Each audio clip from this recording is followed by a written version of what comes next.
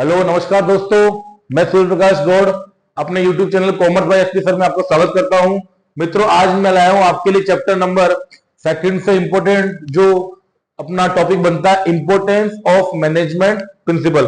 तो मित्रों स्टार्ट करते हैं अपना जो है वीडियो। जय श्री कृष्णा, माता रानी की जय। देखिए, सबसे पहले हम लोग बात करते हैं फर्स्ट पॉइंट हमारा क्या कह रहा है। इसको इंपोर्टेंस बोल सकते हैं हम लोग, या दूसरा नाम कौन सा होता है, सिग्निफिकेंस। यानी मैनेजमेंट के प्रिंसिपल जो है वो क्यों हमारे लिए जरूरी है या क्यों इंपोर्टेंस रखते हैं, यानी इसकी जरूरत क्या है। तो देखिए, सबसे पहले हम लोग बात करते हैं इंपोर्टेंस ऑफ मैनेजमेंट प्रिंसिपल। तो टॉपिक है हमारा providing manager with useful insight into reality. इसका मतलब होता है कि जो भी मैनेजर वर्क कर रहे हैं उनको हम लोग किस चीज से जो है इंट्रोड्यूस करवाए, और वो है रियलिटी।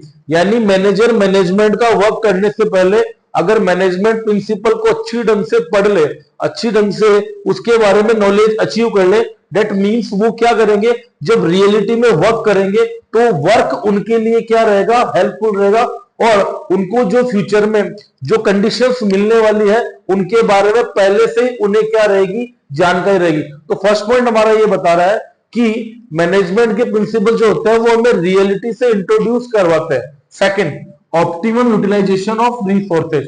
ऑप्टिमम का मित्रों दूसरा मतलब होता है मैक्सिमम, यानी जो भी रिसोर्सेज हमारे पास अवेलेबल है उनका मैक्सिमम यूज करें। जैसे हम मैनेजमेंट के प्रिंसिपल में पढ़ेंगे हेनरी फेवल में unity of command, unity of direction, division of work. Example तो आपको मैं डिवीजन ऑफ वर्क क्या कहता है कि टास्क जो होती है वर्कर्स को, वो उनकी क्वालिफिकेशन के अकॉर्डिंग, यानी distribution of the task according to their qualification. तो अगर हम लोग वर्कर्स को उनकी क्वालिफिकेशन के अकॉर्डिंग वर्क देंगे तो वो क्या करेंगे, रिसोर्सेज का बेटर वे में यूज करेंगे, क्योंकि वो क्या होंगे, एफिशिएंट होंगे।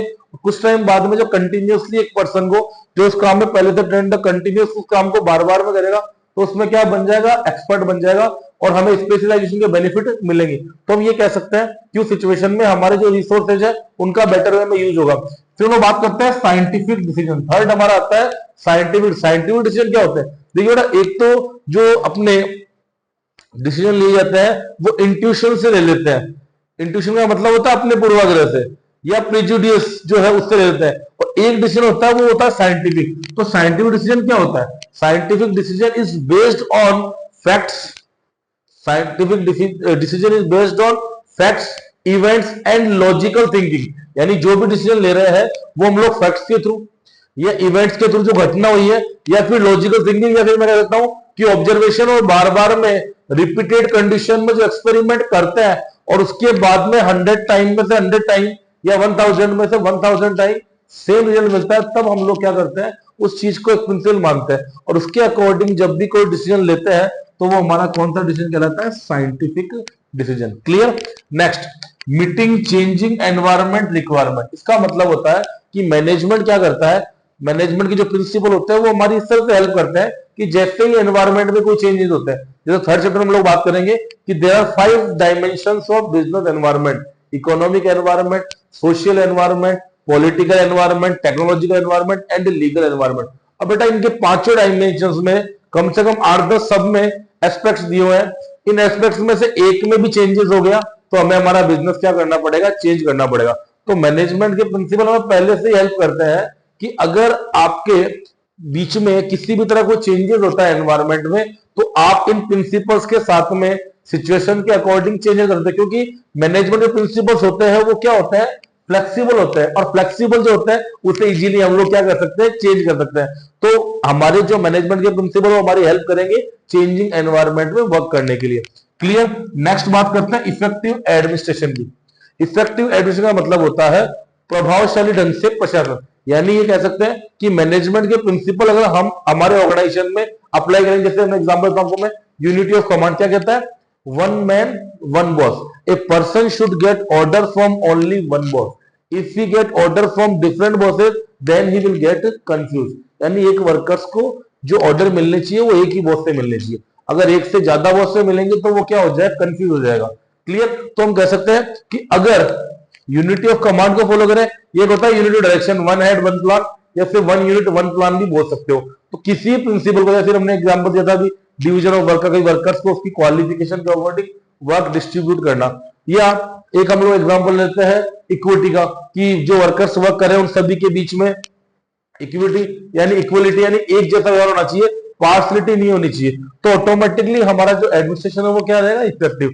नेक्स्ट बात कर रहे हैं फुलफिलिंग सोशल रेस्पॉन्सिबिलिटी, यानी एक प्रिंसिपल्स को पूरा करते हुए हम समाज की जो भी रेस्पॉन्सिबिलिटी बनती है, सोसाइटी की नीड के अकॉर्डिंग, फैशन के अकॉर्डिंग, इंटरेस्ट के अकॉर्डिंग, हैबिट के अकॉर्डिंग गुड्स प्रोवाइड करना, वो सारी रेस्पॉन्सिबिलिटी को हम अच्छे से क्या करते हैं, पूरा करते हैं। और लास्ट हमारा जो आ रहा है पॉइंट वो आ रहा है management training education and research. इसमें तीन बातें, सबसे पहले बात करते हैं मैनेजमेंट के बारे में हम लोग। ट्रेनिंग क्या होती है, ट्रेनिंग किसी भी तरह का स्पेशल नॉलेज जो प्रोवाइड करते हैं वो क्या कहलाती है, हमारी ट्रेनिंग।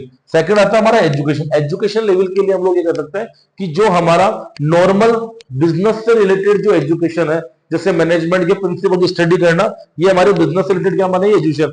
और रिसर्च हमारे जो कॉमर्स सेक्टर में होता है वो होता है किसी भी चीज के लिए सर्वे करना, किसी चीज का सर्वेक्षण करना, कस्टमर की नीड का पता लगाना, पर्टिकुलर कौन कौन से फैशन में चेंजेस हो रहे हैं, किसी भी गुड्स के जो पोटेंशियल कस्टमर को, एक तो होते हैं एक्चुअल कस्टमर जो पहले से कस्टमर है, वास्तविक कस्टमर है, और एक होते हैं पोटेंशियल कि अगर हमारी गुड्स में हम किस तरह का कोई चेंजेस करें तो हमारे कस्टमर बन सकते हैं। यानी आज के टाइम में नोटिस किया है कि कोई भी बिजनेस या कोई भी कंपनी अभी टोल फ्री नंबर देती है, आफ्टर सेल सर्विस पे काफी ध्यान देती है।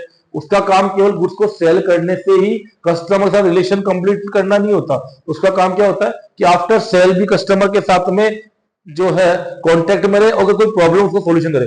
क्योंकि एक कस्टमर से दूसरे कस्टमर तक की एक चेन सिस्टम होता है, जिससे एक कस्टमर से दूसरे कस्टमर तक जो है हम लोग रिक्वायरमेंट को पूरा करते हैं। तो इस तरह से मैनेजमेंट ट्रेनिंग एजुकेशन और रिसर्च में क्या करते, जो हमारे मैनेजमेंट प्रिंसिपल्स है वो हमारी क्या करते हैं, हेल्प करते हैं।